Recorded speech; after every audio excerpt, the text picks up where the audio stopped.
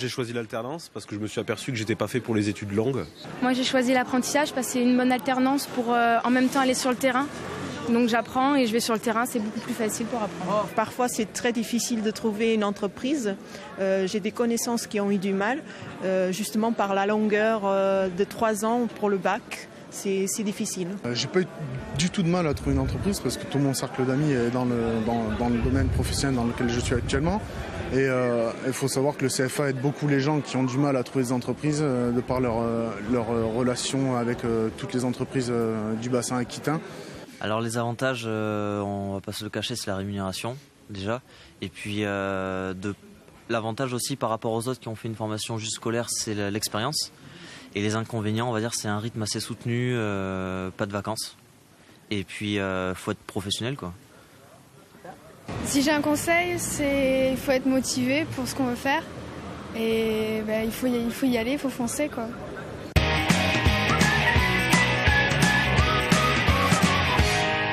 Alors vous aussi, vous envisagez peut-être de faire une formation en alternance. Donc aujourd'hui, je vous propose avec mes invités de faire le point pour savoir exactement de quoi ils retournent avant de vous engager.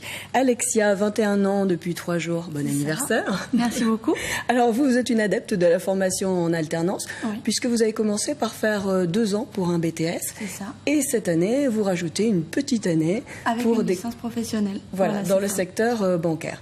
Donc, c'est quoi la formation en alternance, Alexia? Alors, l'alternance, c'est une formule par laquelle vous pouvez aller à l'école, donc pendant 1 semaine par mois, et pendant vos 3 autres semaines, vous allez en fait en entreprise, et moi donc notamment en banque. D'accord. Hélène, quand on fait une formation en alternance, on signe bien sûr un contrat. 2 contrats sont possibles, contrat de professionnalisation ou contrat d'apprentissage. Alors, lequel s'adresse à qui? Alors, le contrat d'apprentissage s'adresse plus particulièrement à des jeunes, c'est-à-dire des gens de 16 à 25 ans. Et le contrat de professionnalisation n'a pas de condition d'âge. D'accord ? Donc, les durées de formation vont être aussi différentes. Le contrat d'apprentissage va durer de 1 an à 3 ans. Et le contrat de professionnalisation, ce sera de 6 mois à 12 mois, voire 24 mois dans certains cas. Bon. Il y a aussi des différences sur les rémunérations. Oui. Donc, ils sont de 25% du salaire conventionnel à 78% pour le contrat d'apprentissage et un peu plus pour le contrat de professionnalisation. Bon, alors toutes les deux, est-ce que vous partagez l'avis des personnes qui se sont exprimées lors du micro-trottoir, et notamment en ce qui concerne les avantages et les inconvénients? Alors Alexia, peut-être sur les avantages. Oui. Alors pour ce qui est des avantages, c'est vrai qu'on a une rémunération, donc une autonomie financière, ça c'est plutôt bien. On a une expérience puisqu'on est dans le domaine du travail tout de suite, on est en immersion, on a un cadre professionnel. Par contre, en ce qui concerne le fait qu'il n'y ait pas de vacances, on en a puisqu'on est salarié. Oui. Et je dirais aussi sur le fait qu'on dit qu'on ne peut pas faire d'études longues, le jeune homme disait ça, mais je ne suis pas d'accord parce qu'on peut faire une licence professionnelle en alternance, comme un master, donc sur ce point-là. Donc les vacances, c'est peut-être les 5 semaines au lieu des 2 mois d'été, voilà, plus Noël, Pâques, etc. Hélène, sur les inconvénients? Sur les inconvénients, moi je dirais plutôt les contraintes. Il y a des contraintes que les alternants ne mesurent pas au départ, à savoir l'adaptabilité dont ils doivent faire preuve. Et effectivement, c'est aussi l'intensité du travail. Ils en parlent dans le radio-trottoir, mais effectivement, c'est des choses que quelquefois ils découvrent une fois que le contrat est signé, et c'est quelquefois trop tard. Bon. Et puis un avantage non négligeable, c'est que la plupart du temps, votre formation est prise en charge par l'employeur. Donc si on est issu d'une famille modeste ou qu'on n'a pas beaucoup de sous, eh ben, c'est pas pour autant qu'on ne peut pas faire une grande école ou une formation longue. Alexia, donc vous nous avez dit que pour vous l'alternance, donc vous nous avez donné la fréquence. Hélène, est-ce que ça se déroule toujours comme ça ou est-ce qu'il y a plusieurs cas de figure? Il peut y avoir plusieurs cas de figure parce que pour les contrats d'apprentissage en général, la partie en formation se déroule pendant effectivement 1 semaine sur 3 semaines et c'est les CFA qui donnent le rythme en général. En contrat de professionnalisation, sur des contrats plus courts, c'est très souvent l'entreprise qui va choisir le centre de formation et dans ces cas-là va pouvoir négocier avec le centre de formation pour avoir une alternance différente. D'accord. Alors avec François Laurando, notre caméraman, nous nous sommes rendus dans une agence bancaire pour laquelle, vous allez le voir, la formation en alternance est véritablement une culture d'entreprise. Magnéto.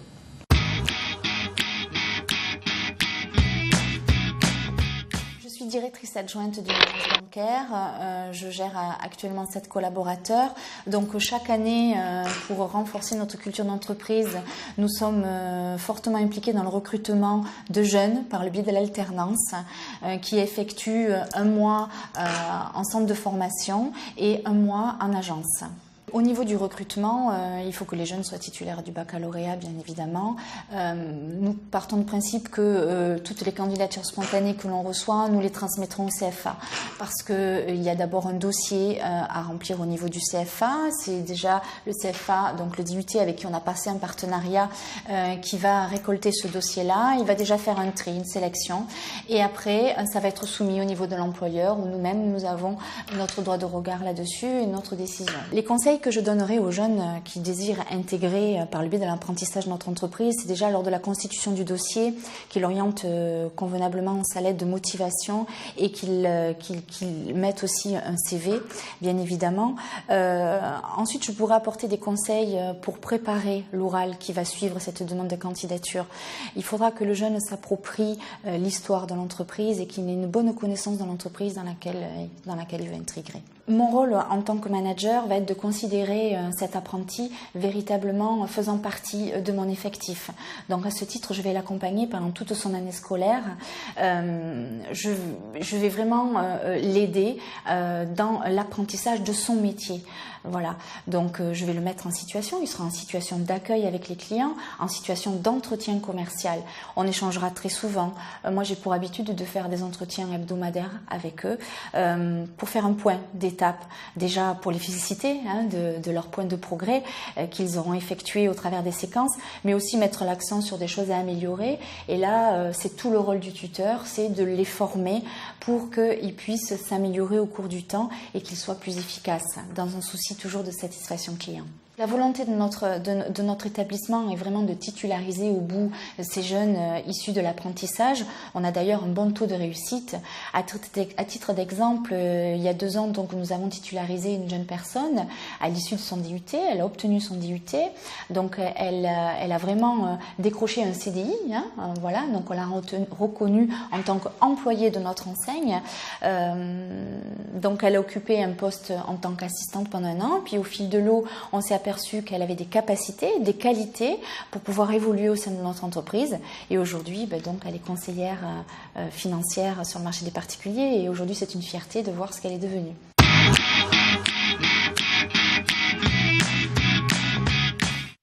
Alexia, pour rechercher votre formation en alternance, comment avez-vous procédé? Vous avez d'abord cherché un CFA ou d'abord l'entreprise? J'ai fait les deux, donc j'ai déposé d'une part des CV sur les différents sites bancaires et j'ai également posé une lettre de motivation avec un CV sur le site CFA Aquitaine qui m'ont directement en fait renvoyé vers une banque. D'accord.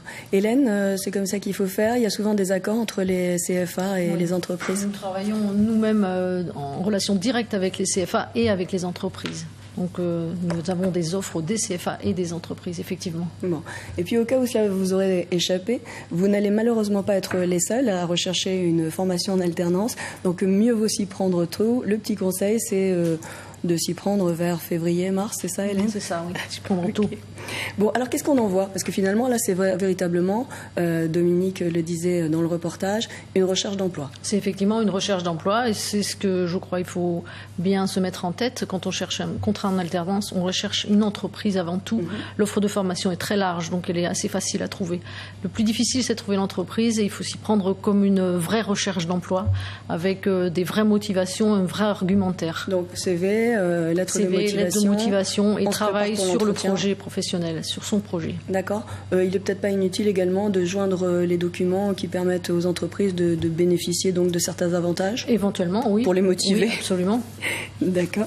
Bon, eh bien, Alexia, une question à Hélène peut-être? Oui, je voulais savoir, est-ce que le Pôle emploi est en relation directe avec les lycéens, les jeunes, pour un petit peu leur expliquer l'importance de l'alternance? Alors, directement non, mais via les centres d'information et d'orientation, donc qui sont des centres d'orientation pour le lycée, on rentre en contact avec les lycées et les collèges, effectivement. Et puis je vous propose la boîte à outils avec une sélection de sites sur lesquels vous retrouverez plein d'infos, et notamment le portail de l'alternance sur lequel vous pourrez télécharger des contrats CERFA, apprentissage et professionnalisation. AlexiaCFA.com, c'est le site qui vous a porté chance finalement, sur lequel vous avez déposé votre CV, c'est bien ça? Tout à fait, donc CFA Aquitaine qui m'a permis donc d'accéder à un emploi.